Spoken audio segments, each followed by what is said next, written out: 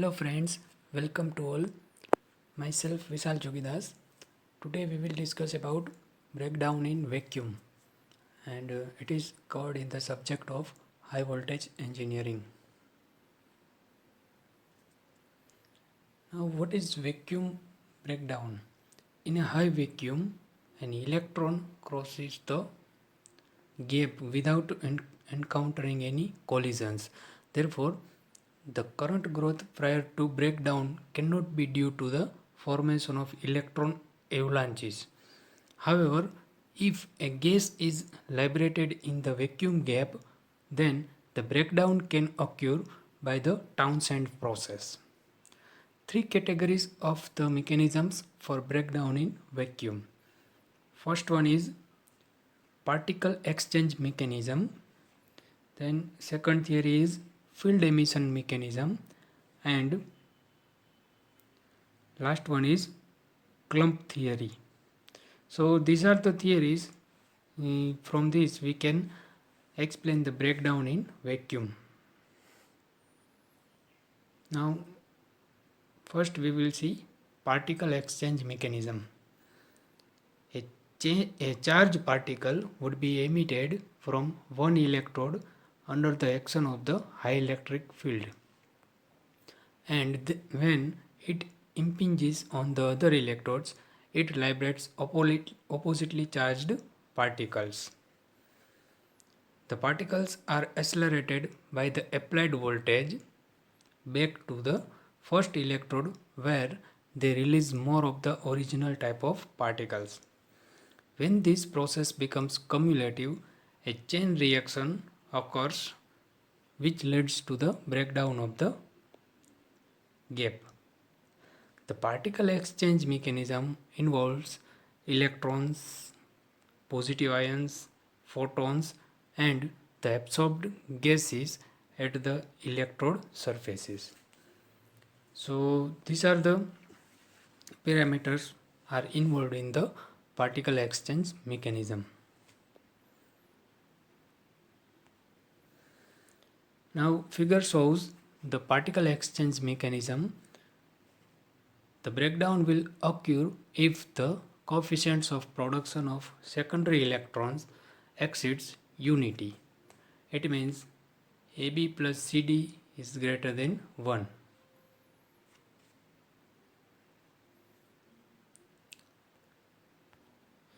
This is the particle exchange mechanism of vacuum breakdown.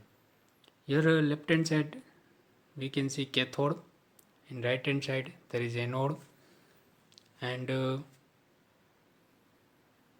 this one is electrons. Black dots in the center is electrons, and black dots above and below the center is secondary electrons, and white dots back from the anode is photons and positive ion. So this is the mechanism how the particle is exchanges from anode to cathode and cathode to anode, where A is released positive ions from the impact of charged particle at anode, and B is liberated electrons from the impact of each positive ion A. What is C? C is the photons from the impact of charged particles at anode, and D is liberated electrons from the impact of each photon. So from all these things we can see one condition: AB plus CD is greater than 1. If this condition is satisfied, then breakdown will occur. Trump and Van de Graaff showed that the coefficients in equation 2.16 were too small for the process of breakdown to take place. Then the theory was modified to allow for the presence of negative ions, and the criteria for breakdown becomes AB plus EF is greater than 1.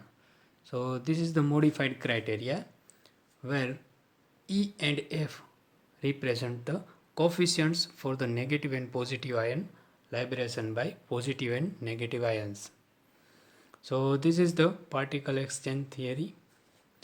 Now second theory is field emission theory. In this theory, first we will see anode heating mechanism. Here is the figure is given. Left hand side is cathode, right hand side is anode, and whenever the anode is heated, the vapor cloud is formed near the anode. So we can see this in this figure. Electrons produced at small micro projections on the cathode due to field emissions bombard the anode, causing a local rise in temperature and release gases and vapors into the vacuum gap. These electrons ionize the atoms of the gas and produce positive ions. Atoms of the gas and produce positive ions. These positive ions arrive at the cathode, increase the primary electron emission due to space charge formation, and produce secondary electrons by bombarding the surface.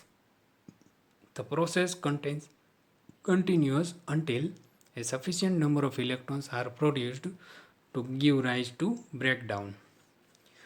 So in this case, electrons are used for the breakdown of vacuum, and the process is we have seen in the figure.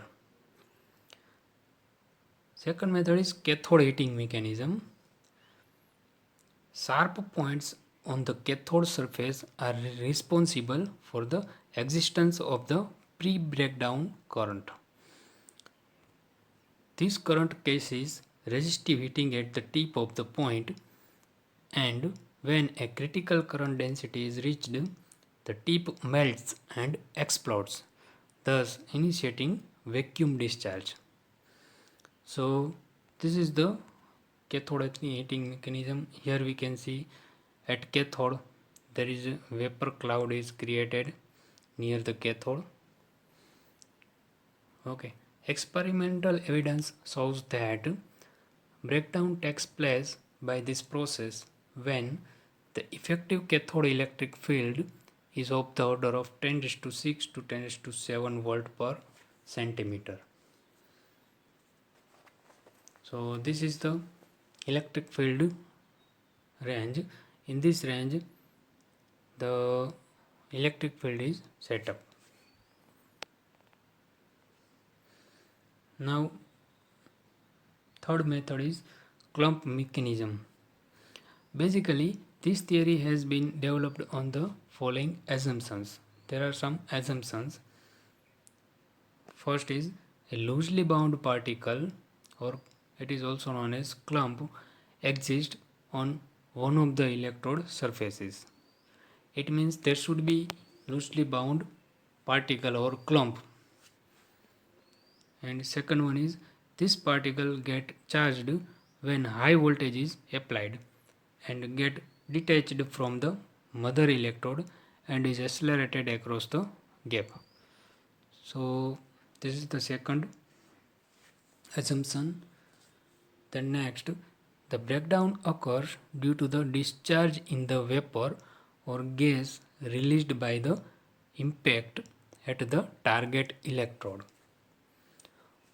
Although there has been a large amount of work done on vacuum breakdown phenomena, so far no single theory has been able to explain all the available experimental measurements and observations.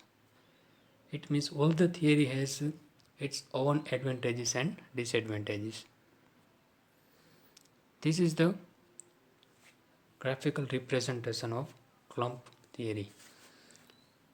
Here we can see clump is loosely attached to the surface. Here is the clump, okay, in the cathode side. Then it is clump is detached from the cathode surface and is accelerated across the gap. Here we can see clump phase is accelerated from cathode to anode, and then impact of clump on the anode gives out a cloud of metal vapor. Here is the we can see vaporization process. So due to this clump, it will travel to cathode to anode, and then vaporization process is done at near the anode. So this is the process in clump theory. The most significant experimental factors which influence the breakdown mechanisms are gap length, then geometry and material of the electrodes, then surface uniformity and treatment of surface, then presence of extraneous particles and residual gas pressure in the vacuum gap.